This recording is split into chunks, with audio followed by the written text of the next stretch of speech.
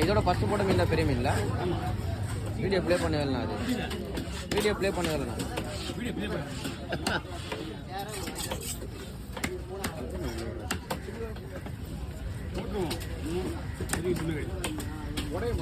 இந்த மீன் நீங்கள் என்ன பண்ண முடியாது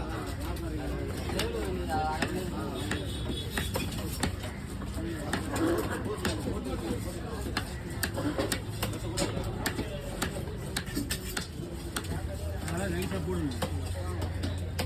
அங்கே போய் டீ விடாத அளவுக்கு வளர்க்கணும் ஆமாம் வெளி சாப்பிட்றதே உங்களுக்கு நீங்கள் அது